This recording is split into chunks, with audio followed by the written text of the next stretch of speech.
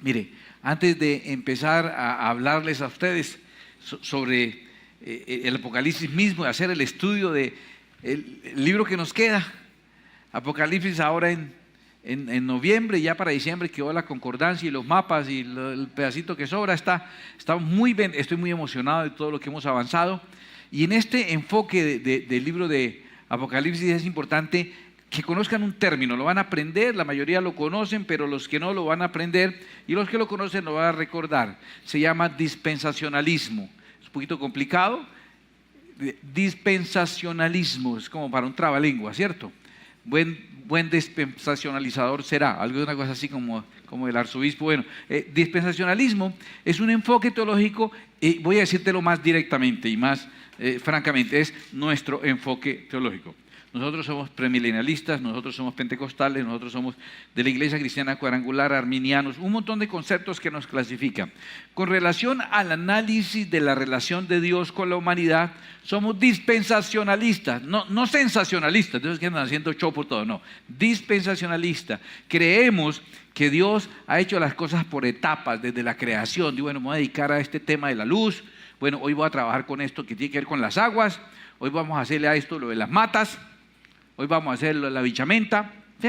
Hoy vamos a hacer, ¿sí me van a entender? Como que Dios, como que coge una tarea y está enfocado en esa tarea y no suelta la tarea para devolverse a la otra y para mezclar una cosa con la otra, sino que está dispensando, atendiendo, ¿ya? Dispensar, me dispensa, me atiende, ¿sí?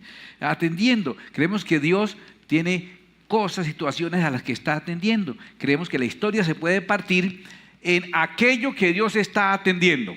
Usted divide, por ejemplo, la creación. A los niños les ponemos a colorear toda la etapa de la creación.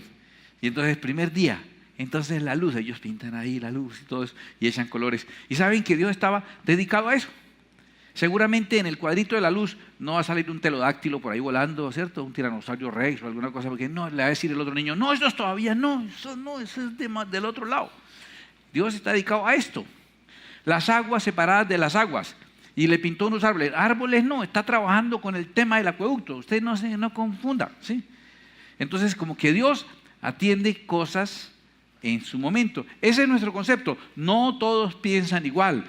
Hay otros que están equivocados. No, mentira, no todos piensan igual, tienen diferentes enfoques, pero nuestro enfoque es un enfoque como de Iglesia Cuadrangular dispensacionalista, y es la lucha. Cuesta trabajo entender que se completa un ciclo y que se empezó otro, cuesta trabajo decir, bueno, ya este ciclo se agotó, ya lo que era bueno para este ciclo, cuando eras niño hablabas como niño, pensabas como niño, actuabas como niño, hacías popó como niño, pero ya que eres grande, entonces las cosas han cambiado. Y entonces a Pablo mismo le tocaba. Usted lee en la Escritura y el mismo Pablo en Efesios 3, era la lucha para que los judíos entendieran que en la relación de Dios con el pueblo de Israel, bajo la ley, habían unos términos, pero qué trabajo les costó para ellos entender que ahora Dios estaba relacionándose con el pueblo gentil y no con la ley de los judíos. Y entonces querían imponerle, ¿recuerda todo lo que estudiamos?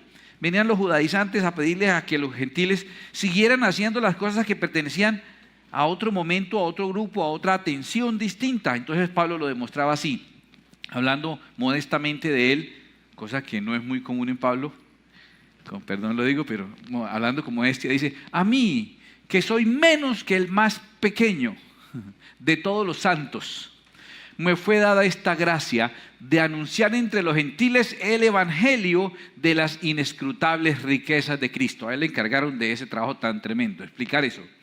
Y de aclarar a todos cuál sea la dispensación del misterio escondido desde los siglos en Dios que creó todas las cosas. Pablo está diciendo, la medio bobadita encargo que me hicieron, enseñarle a todo este poco de judíos que no quieren soltar lo que creen y no entienden otra cosa, explicarles que ya con la venida de Cristo Jesús, Dios no está atendiendo a los judíos solamente como nación, sino que ahora está atendiendo a la humanidad entera para salvación.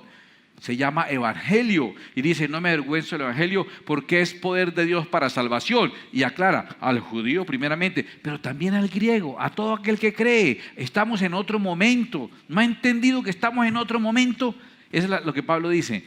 ¿No han entendido? Aprendan de los dispensacionalistas, que ellos sí saben que hay un momento para cada cosa. A ver, poniéndolo un poquitico más gráfico, voy a hacerle un resumen, un resumen que a veces que usted se preocupe. Cuando haga yo este resumen, como voy un poquito rápido, usted va a quedar un poquito confundido, ¿sí? O muy confundido. ¿Cómo así? Entonces, espere, ¿cuándo era? Entonces, ¿cómo es que venimos y nos vamos? Y entonces, ¿cuándo es que usted va a decir, bueno, hay que venir el fin de semana? Esa va a ser la pregunta. Sí, hay que seguir viniendo para aprender todo. Pero le voy a hacer el resumen de los eventos en la historia de la humanidad como los consideramos los dispensacionalistas, o sea, ustedes. Si hacemos una línea de tiempo, un timeline, empezamos a ver que Dios en cada momento se relacionaba de una manera con la humanidad. Por ejemplo, los dispensacionalistas creemos que hubo una primera etapa que se llama la etapa de la inocencia, cuando Adán y Varona en el jardín del Edén. Las circunstancias eran unas. La ley era una. ¿Cuántos mandamientos había en el Edén? ¿Cuántos? 1. ¿Cuál era? No se come de ese árbol, punto. De todos los demás coman. Tareas: labren la tierra, cuiden, sojuzguenla, multipliquen, llenen la tierra de gente, ¿cierto? Era ese momento, ese era el propósito de Dios y era la forma en que Dios se relacionaba con la humanidad que hasta el momento había. La primera etapa, la primera dispensación era la etapa de la inocencia, en la época de Adán.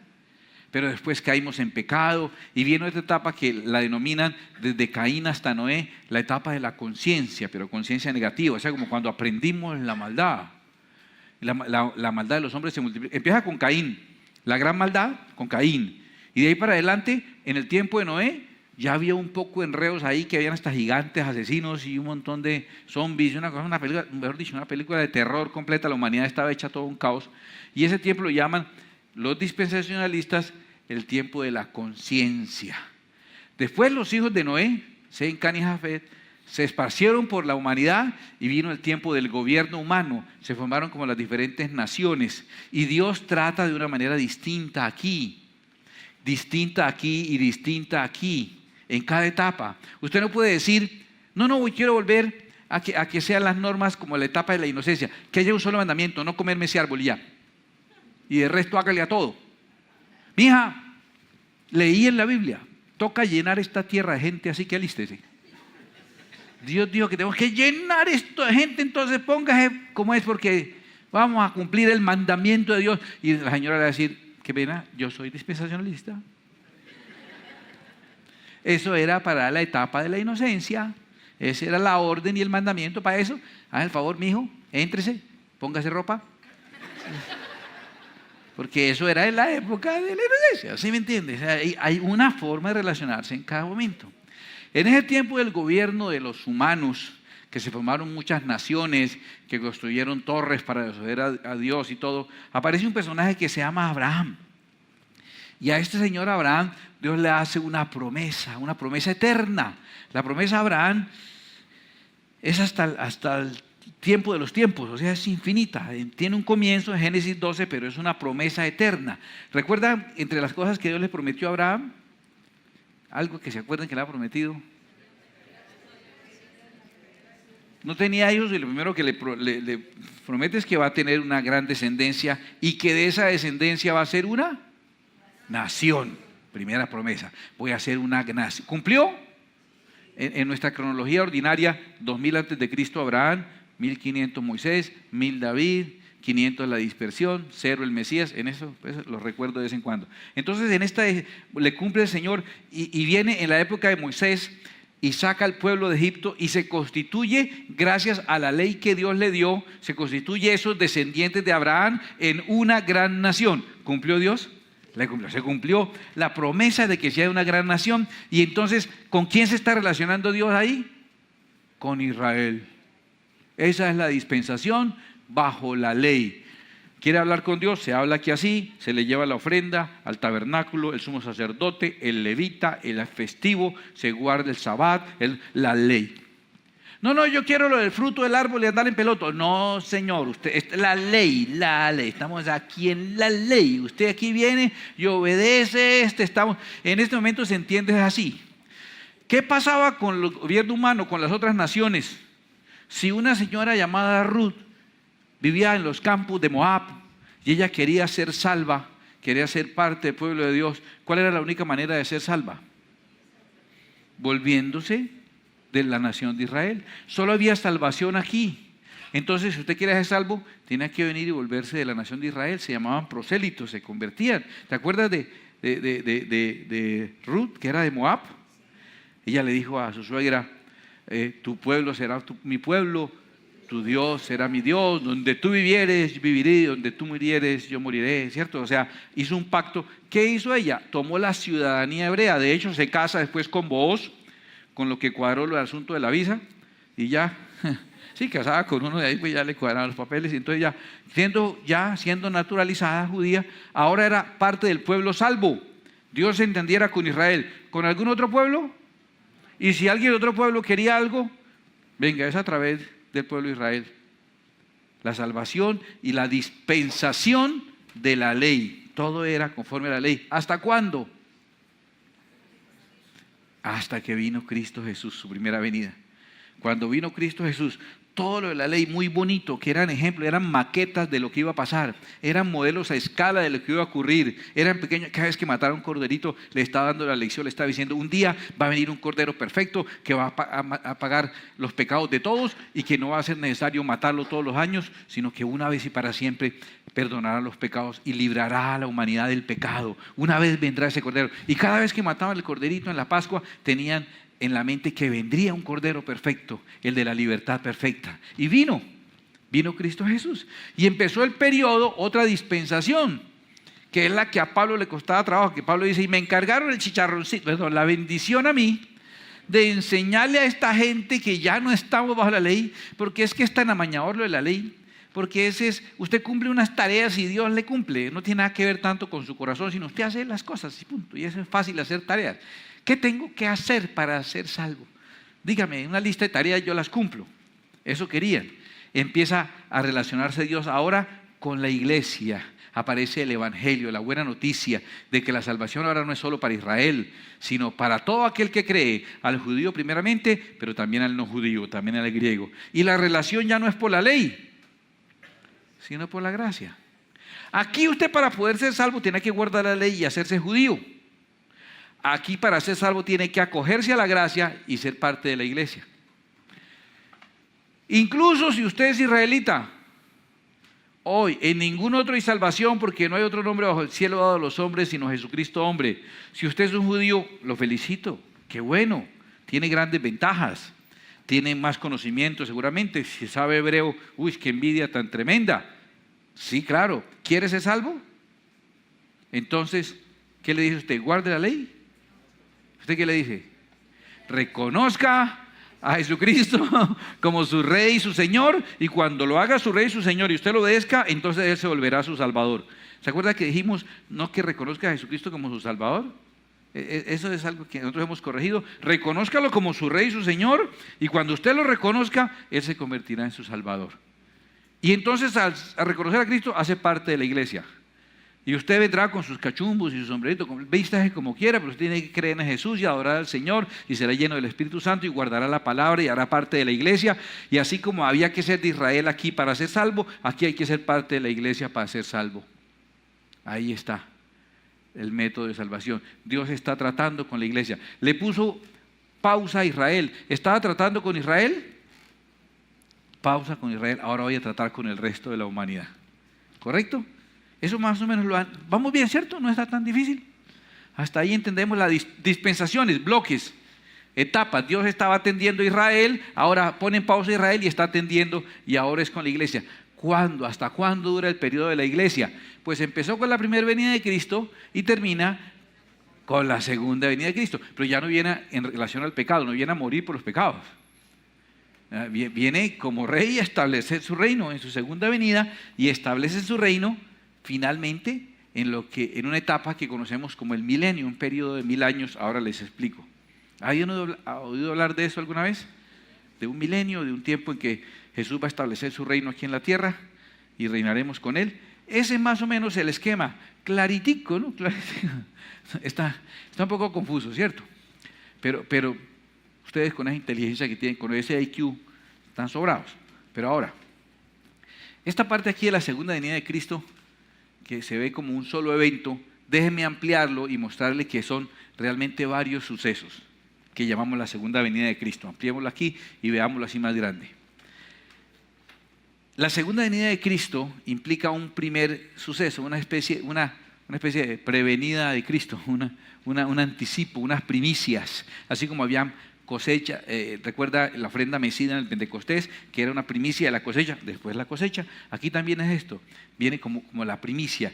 ¿Qué es lo que estamos esperando que ocurra? Hasta ahora estamos en el periodo de la iglesia y el próximo evento profético que va a ocurrir es que, como dice 1 Tesalonicenses capítulo 4, el Señor mismo con voz de mando, con voz de arcángel y trompeta de Dios, descenderá del cielo y los muertos en Cristo resucitarán primero. Luego nosotros los que hayamos quedado seremos arrebatados para estar juntamente con el Señor.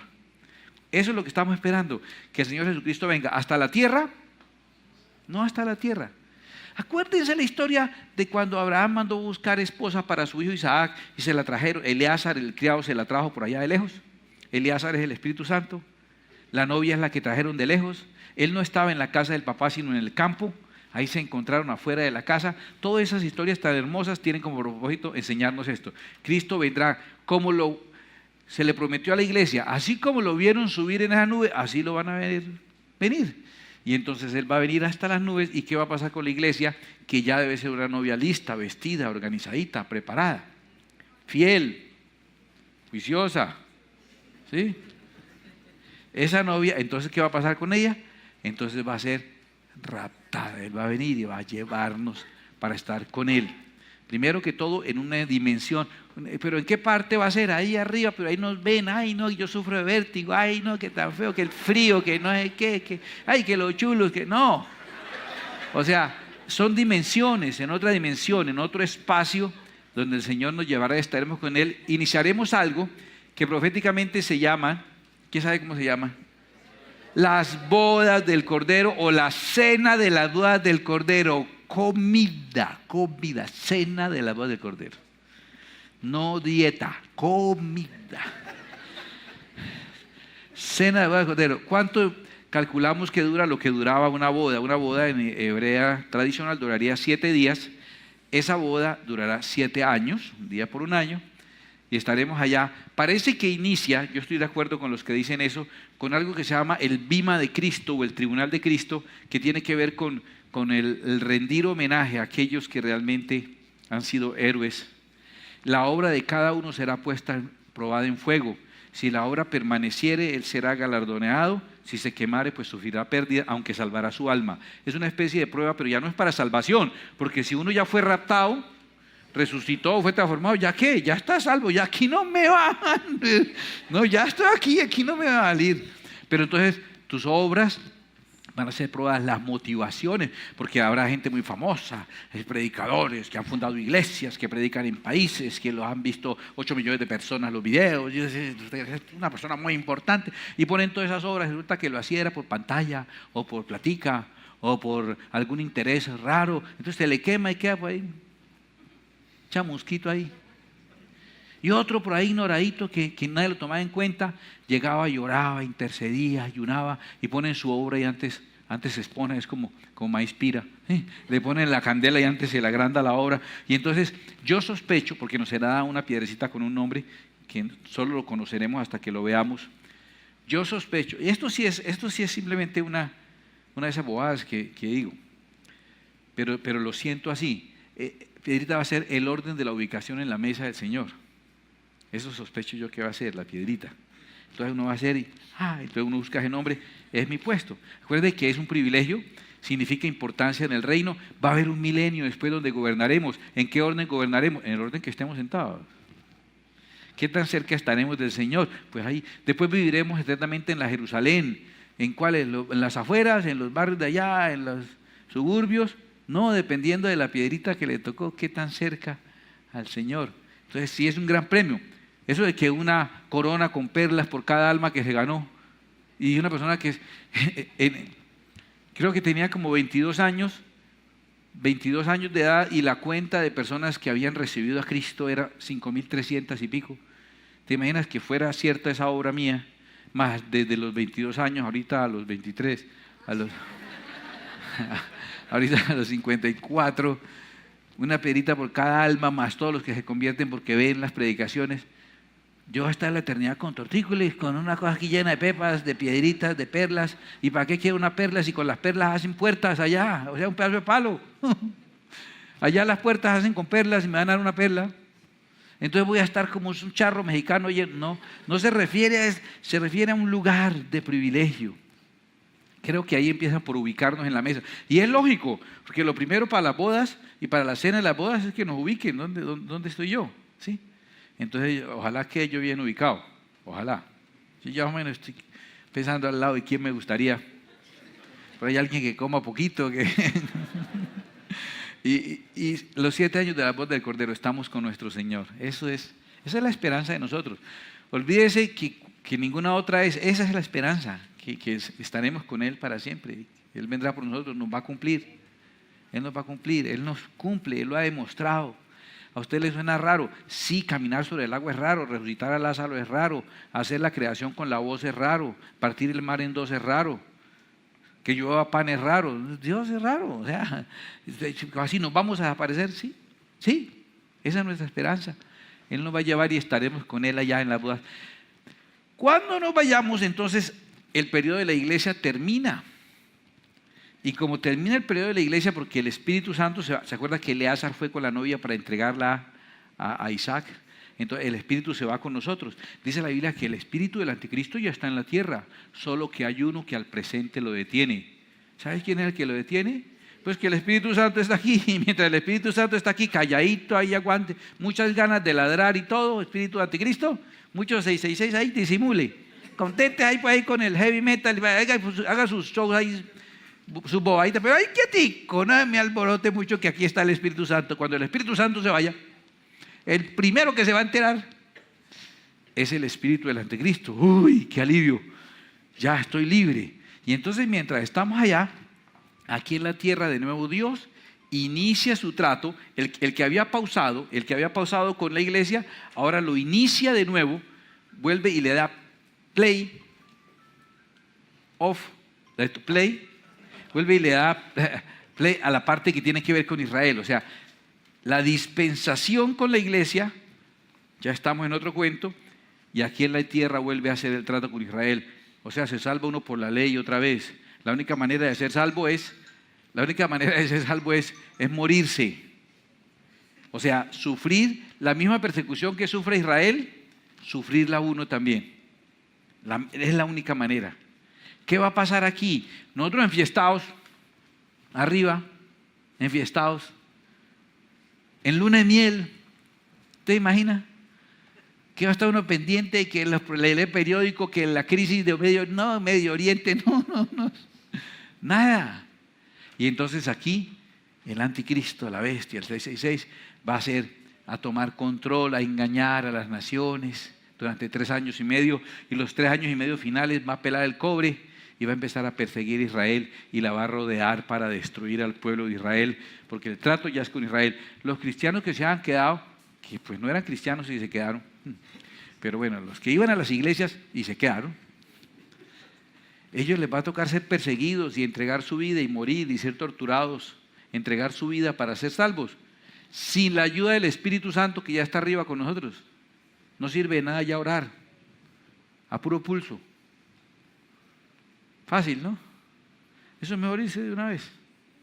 Los que quedan, terrible persecución. Y cuando están todos rodeados, al final aquí ya de la boda del Cordero, entonces Cristo dice, regreso. Y viene lo que sí llamamos la segunda venida, y en el valle de Megido, o la batalla de Armagedón, destruye todos los ejércitos de los países que le comieron cuento al 666 para atacar a Israel. Todos los que estuvieron de acuerdo en atacar a Israel, muy pocos estuvieron de acuerdo en poner la embajada en Jerusalén, otros estuvieron, bueno, todas esas cosas que algún día en el futuro pasarán,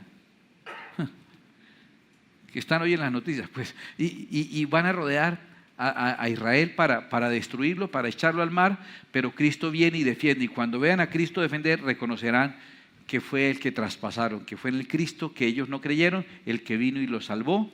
Y entonces Cristo establecerá algo que se llama el juicio de las naciones como el nuevo orden mundial. Bueno, ustedes están aquí, ustedes estuvieron en contra de Israel para abajo, ustedes colaboraron, ustedes votaron a favor de tal cosa en Israel, ustedes votaron tal cosa positiva en Israel, ustedes se tienen en cuenta, esta es su ubicación como naciones y establece ahora sí el Señor el reinado. Encarcela a Satanás. Bueno, destruye al falso profeta y al anticristo y encadena a Satanás por 1000 años durante lo que se conoce como el milenio. Al final del milenio lo suelta para que vuelva a ser el último filtro, la última colada. Y muchos también, habiendo estado en todo esto, todavía habrá quienes se tuerzan. Pero con eso ya sale la última cochada, ya lo que queda es limpio, útil. Y después de esos milenios viene el juicio ante el gran trono blanco, la resurrección de todos, calificados por el Padre, y llegamos a la eternidad, al estado eterno de las cosas. Eso es todo.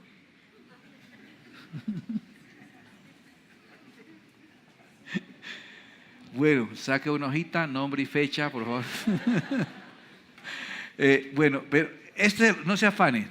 Es importante que tengan al menos en mente el concepto, no tienen que memorizarlo, vamos a estar repasando detalle a detalle, momento a momento, pero es importante que entienda más o menos el global del episodio de las cosas para que pensemos a estudiar lo que tenemos que estudiar, que es, ahora que me acuerdo, Apocalipsis, vamos a estudiar Apocalipsis. Empecemos, Apocalipsis capítulo 1, los 2 primeros versículos, dice la Escritura. Por favor, una cosa le voy a rogar. Es que Apocalipsis que habla del anticristo, de los 144.000 seguidos, de la mujer sentada en el dragón, de la gran ramera de Babilonia, la ramera, que el monstruo de las 7 cabezas, que Apocalipsis que habla de los 4 jinetes, no, eso es accidental. El libro de Apocalipsis se trata exclusivamente de la revelación de Jesucristo. El libro de Apocalipsis nos va a mostrar a Jesucristo como realmente es. Es que ese que se metió en esa ropa del hijo del carpintero, que caminó por aquí, que comía pescado, que ayudaba a la gente, que era todo noblecito, que era así, ayudaba, todo. Ese es el Jesús de Nazaret. Lindo Jesús de Nazaret, ¿cierto? Jesús de Nazaret, precioso. Pero ese no es el Jesucristo, el Hijo de Dios. Es la versión humilde. Apocalipsis nos va a dejar conocer verdaderamente a Jesucristo, el Hijo de Dios, quién es y lo poderoso que es y lo grande que es y la gloria que tiene alrededor de Él, porque uno se confunde, porque es que fácilmente lo ve uno ahí tirando remo o comiendo o cargando algo, o cuando lo pone Mel Gibson ahí todo triturado, botando sangre hasta por las orejas, ¿cierto? Uno, qué pesar. Sí, así nos lo muestran los evangelios y las películas, pero Apocalipsis sí nos muestra al verdadero Jesucristo, Hijo de Dios. Glorioso, poderoso, inefable, infinito, grande, poderoso, Señor de señores, Rey de reyes. Apocalipsis, ¿cuál es el propósito de Apocalipsis? La revelación. Cuando se le olvide, abre Apocalipsis, lo primero que dice es la revelación de Jesucristo. Eso es Apocalipsis. Voy a ver Jesucristo de verdad cómo es. Sí, yo estaba engañado, porque como lo vi de tenis y de jean, como lo vi ahí sencillo, yo qué irrespetuoso. Mire quién es realmente. Es el Rey de reyes, es el Señor de señores, es el dueño de todo lo que hay, el que hizo todo y para quien se hizo todo lo que hay, ¿correcto? Entonces eso es Apocalipsis. Y para que Él sea magnificado en gloria, el superhéroe de la película, pues hacen falta unos villanos, ¿cierto? Hace falta uno que otro maloso, hace falta uno que otro monstruo, porque no, entonces ¿cómo? ¿A quién le gana, sí o no? Para que el superhéroe sea el superhéroe, pues pongamos aquí este dragoncito, este monstruo, un Godzilla por acá, una cosa para que el asunto sea. Pero el Apocalipsis es la revelación. De hecho, en griego, la palabra Apocalipsis quiere decir revelación. Singular. Me enojo, si alguien dice libro de las revelaciones. No, revelaciones no, está en singular. La revelación, una sola, la revelación de Jesucristo. ¿Correcto? Que Dios le dio a Jesucristo para que manifestara a sus siervos las cosas que deben suceder pronto. Y se las declaró enviándolas por medio de su ángel. Un ángel, Dios se las dio un ángel a su siervo Juan. Dios se las dio un ángel, Dios se las entregó a Cristo. Cristo se las mandó con un ángel a Juan para que la escribiera y nos la contara a nosotros. ¿Le quedó claro el procedimiento? Que ha dado testimonio de la palabra de Dios y del testimonio de Jesucristo y de todas las cosas que ha visto. Así, empezamos a leer Apocalipsis. Ya empezamos a leer. Apocalipsis 1.3, como nos lo explicó la pastora en su maravillosa clase el fin de semana, Apocalipsis 1.3 es el de memorizar, es el de tomar hoy. Hoy le digo una cosa, si esta es la palabra de Dios, se cumple. Y si se cumple, usted va a ser bendecido por haber escuchado esta palabra.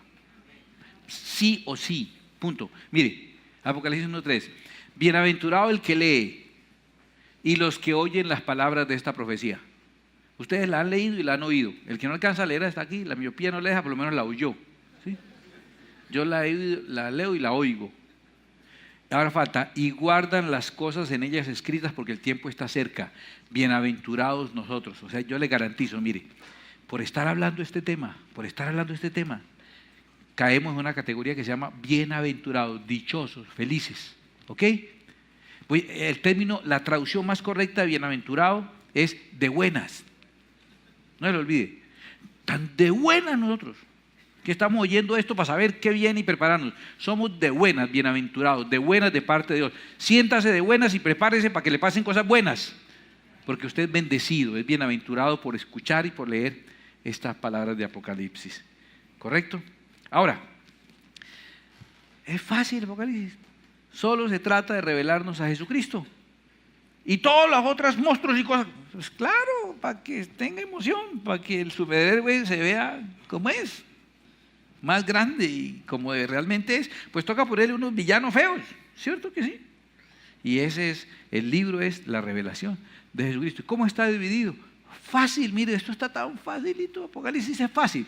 Apocalipsis 1.19 dice, el ángel le dijo, escribe las cosas que has visto y las que son y las que han de ser después de estas. Apocalipsis tiene solo 3 divisiones, ya. Esto les ruego que aprendan hoy. Si usted aprende esto por hoy, de verdad, ya me quedo contento. 3 divisiones. Las cosas que has visto, que has visto, pasado, las que son, presente, y las que han de ser después de estas, futuro. ¿Cómo está el Apocalipsis? Las cosas que has visto, capítulo 1, él vio a Jesucristo manifiesto, vestido con ropas hasta el piso, los pies como bronce bruñido, sus ojos como fuego, rodeado de una luz como la luz del sol. O sea, ve a Jesucristo en su gloria. Entonces le pide, escribe eso que ha visto, capítulo 1. Luego, las cosas que son, o sea, lo que está pasando contemporáneamente, capítulo 2 y 3, los mensajes a las iglesias, eso es lo que está pasando actualmente, los mensajes a las 7 iglesias.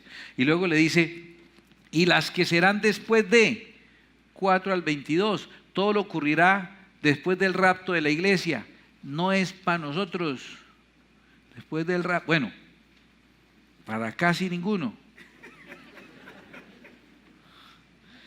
Hay algunos que aprovecha y le encargamos pues las llaves de algo. Pero no, la idea es que no es para nosotros. 3 divisiones.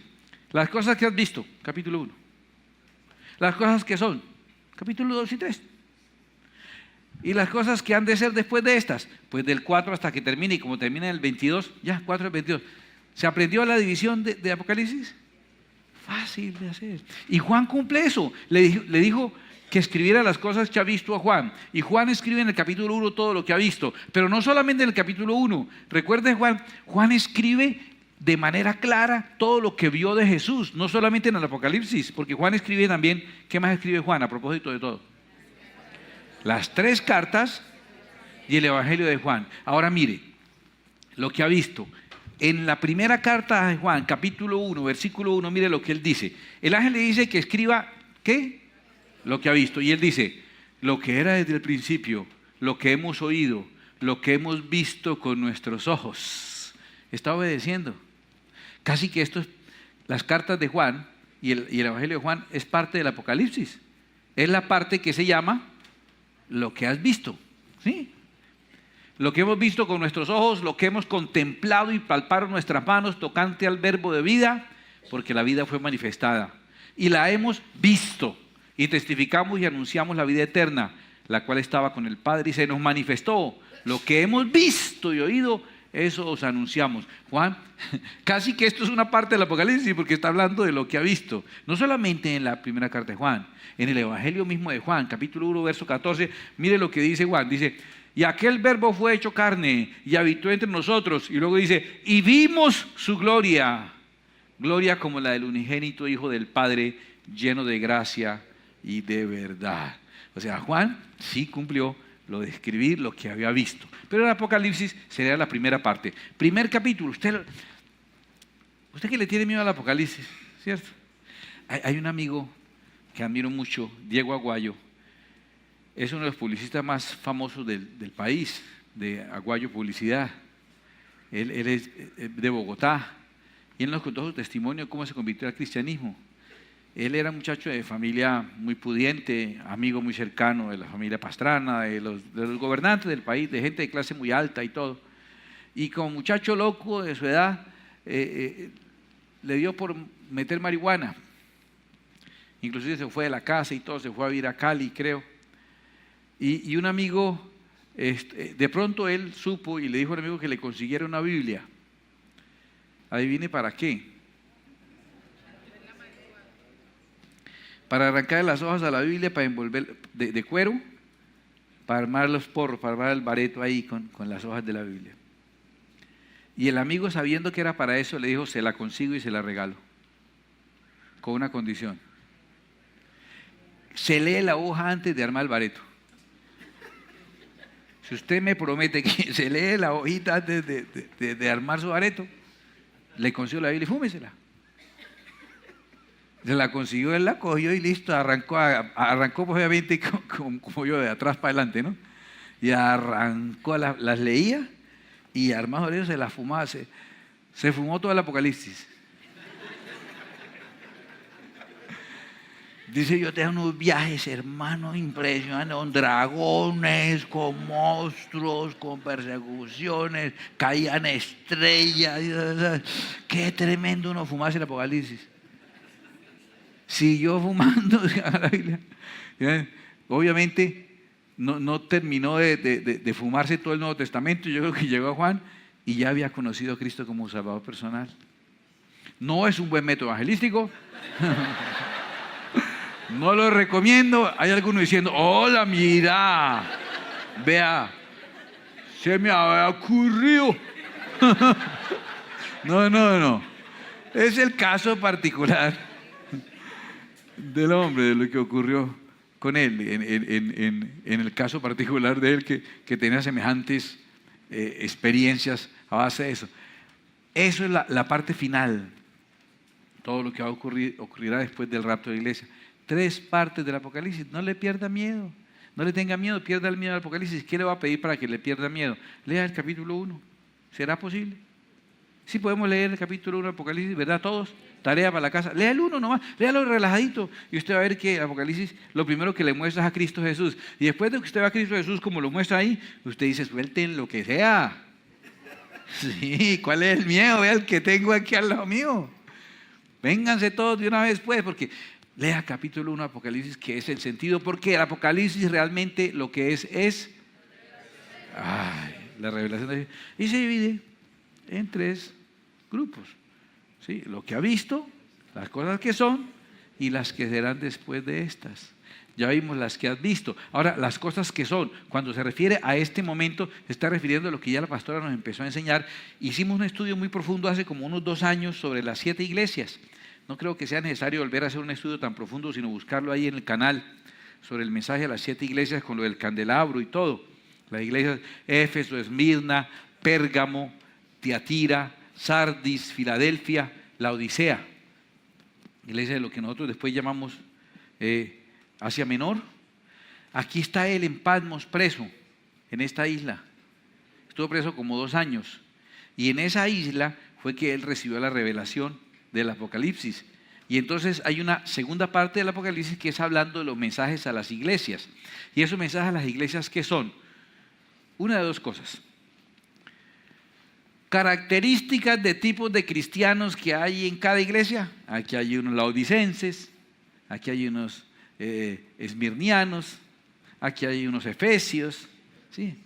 Aquí hay unos tiatirenses, ¿sí? Aquí hay, es cierto, como que características de maneras de ser que hay en cada iglesia. O sea, cada iglesia de alguna manera tiene las 7 iglesias metidas en una. Esa es una posibilidad. Muchos estudiosos dicen que es simplemente los diferentes tipos de creyentes que se encuentran en las iglesias.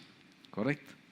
Otros, y yo me inclino a pensar en eso, dicen que es las diferentes etapas que ha vivido la iglesia a lo largo de la historia, cada una, desde Éfeso, Esmirna, Pérgamo, Teatira, Tarsis, Filadelfia y la Odisea.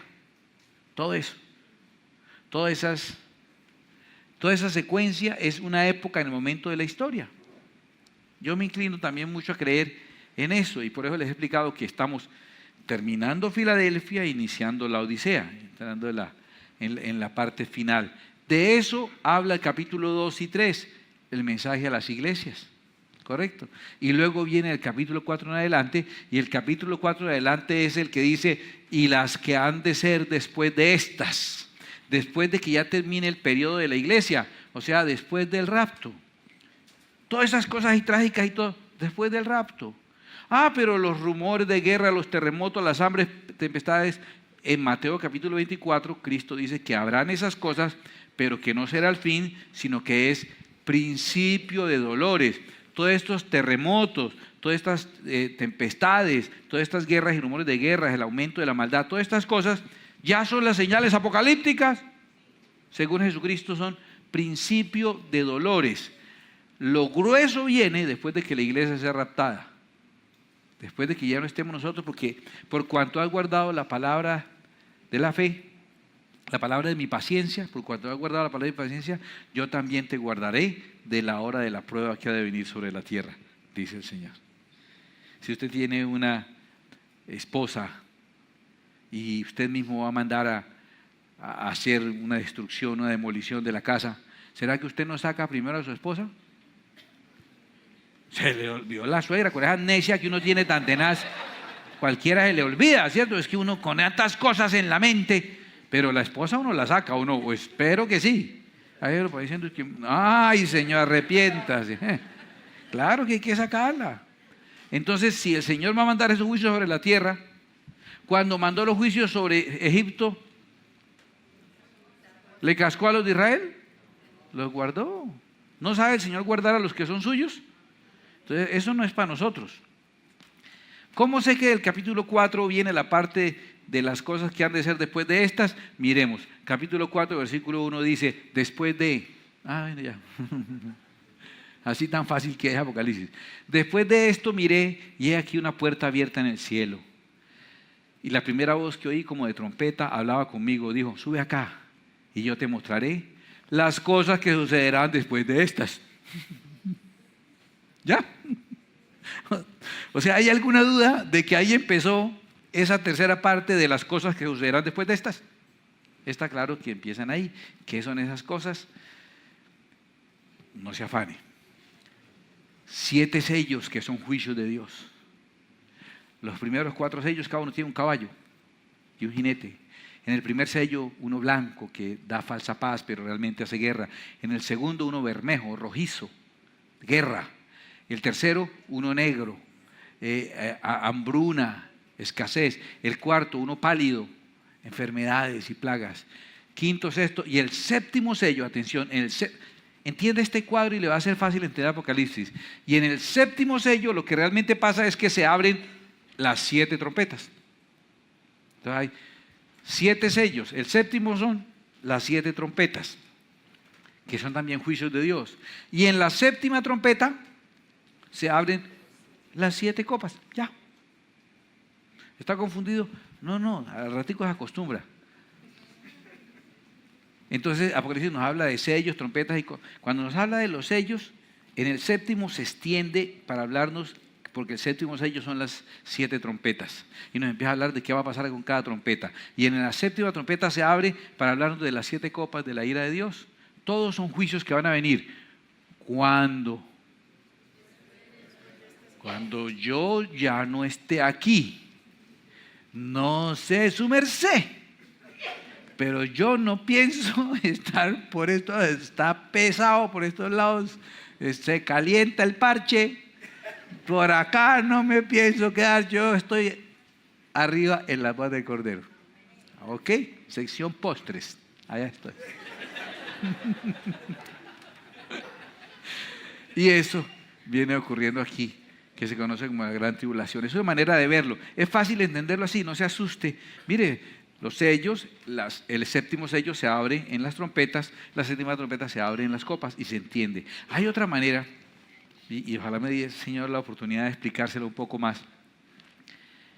Es que se muere la mitad de la humanidad muchas veces en la narración. Casi que quedó faltando humanidad, porque si se muere como 5 veces la mitad de la humanidad, pues 2 veces y media se murió toda la humanidad ya, ¿cierto? Entonces, hay otra forma de entender lo que es que tanto las trompetas, los sellos y las copas son 3 narraciones de diferentes perspectivas acercándose al evento supremo de la victoria total de Jesucristo, de la gloria del Señor. Una la cuenta desde la perspectiva de las trompetas, desde la perspectiva de los sellos y la perspectiva de la copa. Y entonces estas enfermedades que están pasando por aquí en las copas corresponden también a esto que está pasando aquí con las trompetas y corresponde a esto como anillos que se van acercando a un punto central. ¿Por qué? Porque también nos narra lo que está pasando en el cielo, la adoración celestial, los 24 ancianos que echan las coronas a los pies del Señor y dicen santo, santo, santo. Y oí como la voz de una gran multitud, como el estruendo de muchas aguas y como la voz de grandes truenos que decía, aleluya, porque el Señor nuestro Dios Todopoderoso reina. Esa es la adoración celestial. Entonces, parece ser que esos 3 no es que pasan así en línea y luego empiezan las trompetas y luego empiezan, porque entonces vamos a morir, la gente va a morirse 500 veces, sino son 3 vías para contar los hechos que están ocurriendo, llegando al punto central, que es la victoria total, la gloria del Señor Jesucristo. Y también nos cuentan fuera de eso lo que está pasando por ahí encima, que es la adoración celestial, lo que está ocurriendo en el cielo mientras está ocurriendo eso aquí en la tierra. Mucha información, ¿cierto? Los compadezco hoy. Una cosa, la evaluación de hoy. Apocalipsis, ¿de qué se trata? La revelación de Jesucristo. ¿Cómo está dividido Apocalipsis? 3 partes. Las cosas que has visto, capítulo 1. Las que son, capítulos 2 y 3. Y las que irán después del 4 hasta que termina el 22. Eso es todo. Y una cosa más, por favor, obligatoria. Yo sé que ya aprendieron, obligatoria. Empezamos a estudiar Apocalipsis por ley.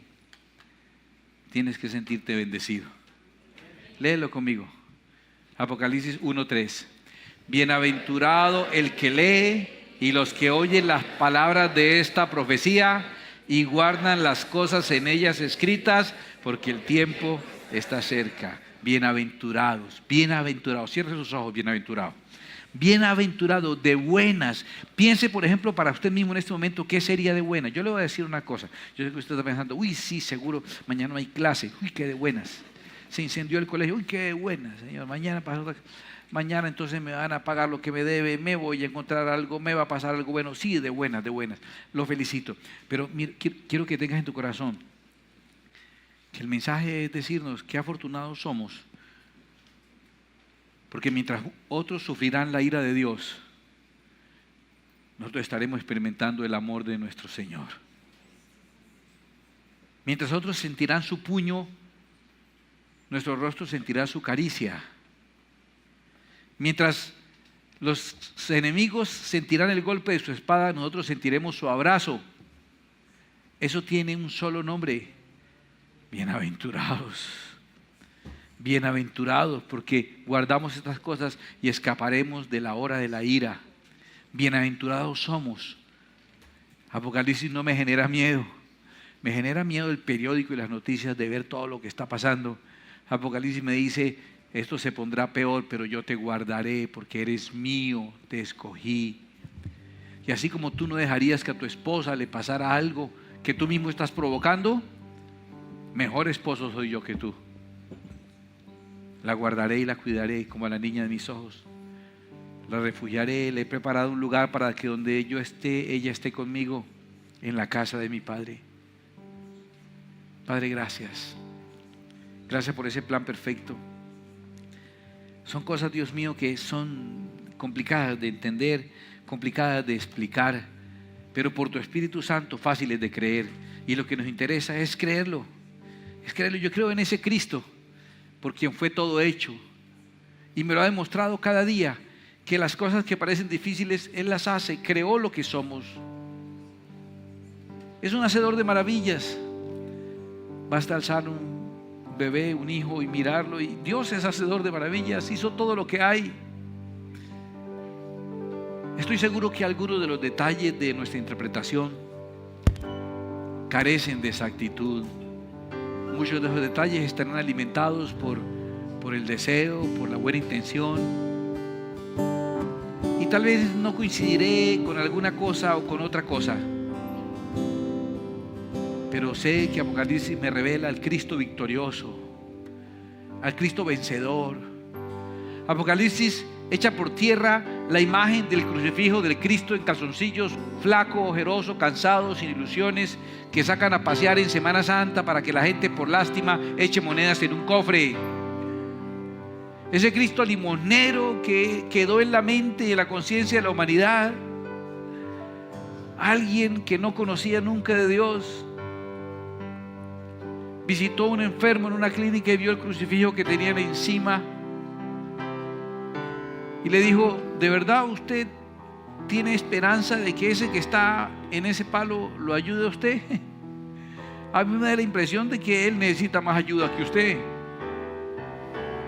Ese Cristo que la cultura de alguna manera ha metido en nosotros, que nos la vuelve tan simple, tan amigo, tan mi compadre, tan mi parcero, tan mi chuchito. Ese Cristo que no es el verdadero. Apocalipsis lo borra y revela al verdadero Rey de Reyes, Señor de Señores, aquel que hay que temblar para pronunciar su nombre, aquel que hay que tratarle con reverencia soberana, con temor y con temblor, saber que es el nombre sobre todo nombre, y hasta los demonios caen de rodillas con solo oírnos pronunciar el nombre de Jesús. Caen de rodillas esos demonios terribles, poderosos, que matan, que asesinan, que destruyen. Ante el nombre de Jesús se postra toda rodilla. Ese nombre soberano. Qué bueno llegar. Hemos recorrido al Cristo profetizado en el Antiguo Testamento. Hemos recorrido al Cristo descrito en los evangelios. Hemos recorrido al Cristo predicado en las epístolas. Y ahora el Apocalipsis nos muestra al Cristo revelado, al verdadero Señor, sin equivocarnos.